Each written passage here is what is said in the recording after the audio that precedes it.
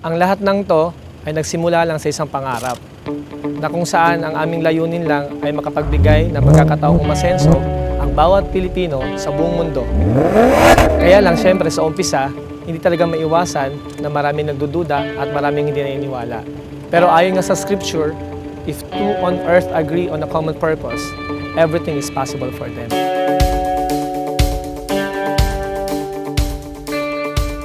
Nag-start ako dito sa TFD, medyo nahirapan din talaga ako noon kasi hindi naman ako positive talaga sa ganitong negosyo.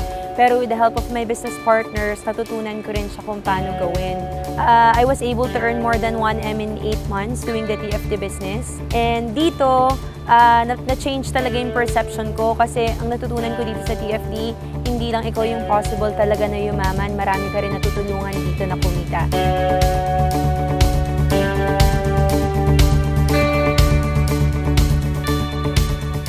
Just believe in yourself, maniwala ka na kaya mo dito sa TFD.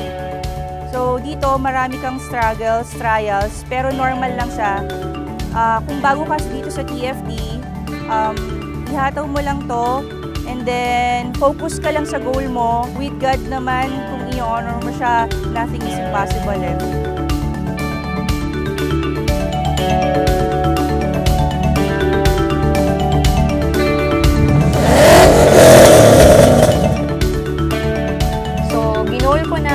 Full-time sa business na to kasi nakita ko naman na yung pwede kong makuha dito eh. Na-visualize ko yung mga potential na matututunan ko dito and yung growth at saka syempre yung income provided na yan plus yung mga wants. Nung nakita namin yung TFD, yung potential nito ay worldwide. In 10 months na ginawa natin to, nabigyan po kami ng Camaro. Dito sa negosyo na to, tuloy-tuloy ka lang maaabot mo yung mga pangarap mo. Basta huwag kang bibitaw. Kumbaga, dapat nakita mo na ang dulo bago mo simulan ang negosyo.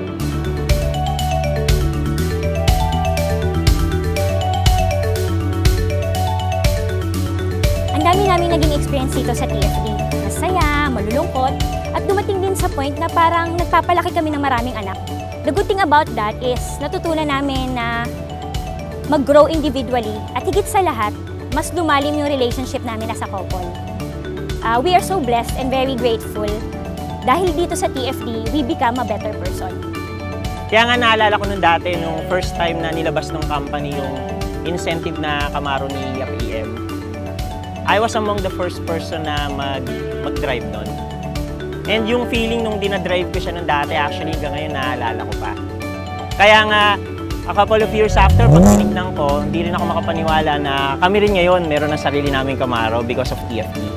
Basta importante, once you start something, you give it all. Lahat bigay mo. Huwag yung paunti-unti, todo mo. Tsaka dito tutulong ka lang sa tao.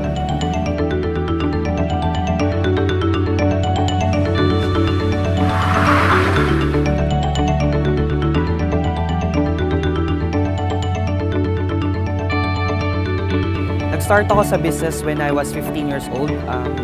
5 years na ako sa industry. Pag tinuloy-tuloy mo pa talaga sa TFD, pag dinediretso mo, sinipagan mo, binigay mo lahat ng best mo, worth it. Yung buhay na pinapangarap ko before dahil sa TFD na experience ko siya. So, payo ko sa lahat ng mga members, nakita nyo si TFD, bigay nyo lahat ng best nyo. Huwag kayong pumayag na kung ano yung na-achieve namin, hindi nyo ma-achieve. Kasi lahat naman kami nagsimula lang din katulad nyo. Tagapalakpak lang din, tagawaw lang din dati. Ngayon, na-experience na rin namin yung mga bagay na yan.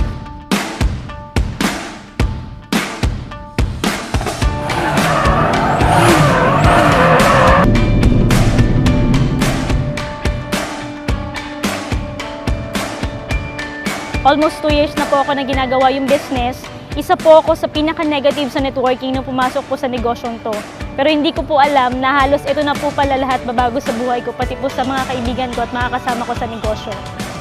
Huwag po tayo mawalan ng pag-asa.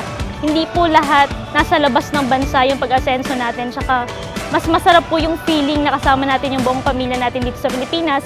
At the same time, kumikita po tayo ng malaki sa atin, sa sarili natin, sa family natin, nakakatulong po tayo sa kapwa natin.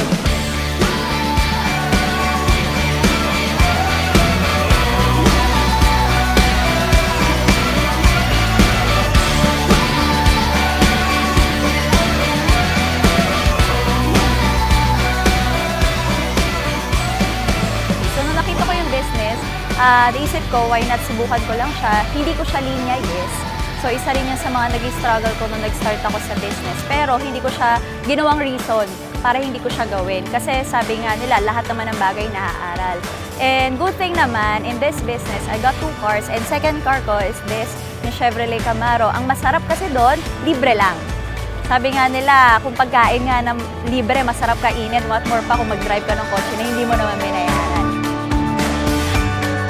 Bago ako nakapagpa-join na talagang kumita ako, it took me 7 months. So, medyo matagal yon para sa iba, 7 months na maliit yung kinikita mo, you should be working na. Pero ako hindi, sinaga ko siya kasi nakita ko na maganda yung potential ng network marketing.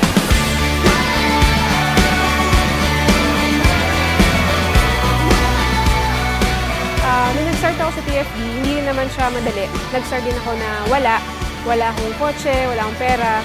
Until nag-join ako sa TFD, dito ako nagkaroon ng first car. Malaki din yung pinagbago simula nung nag-TFD ako. Kasi yung mga bagay na hindi ko nagagawa before, nagagawa ko na siya ngayon. Marami na ako natutulungan na tao na hindi ko naman siya kayang gawin pag wala akong pera. Basta tip ko lang, kung ano man yung sitwasyon mo ngayon, kung ano man yan, wala kang pera, nagko-commute ka lang ngayon, baon ka sa utang or anuman, okay lang yan. Ang importante, mangarap ka at kunin mo yon. Kasi basta ang tao na may pangarap, yun ay bubuhay mo eh. Kaya kami ay isang halimbawa lang ng mga taong nangarap. Kaya kung ikaw may pangarap ka, panghawakan mo to, wag mong bibitawan. Walang tutupad ng pangarap mo kung hindi ikaw. At kung hindi ngayon, kailan? At kung hindi ikaw, sino?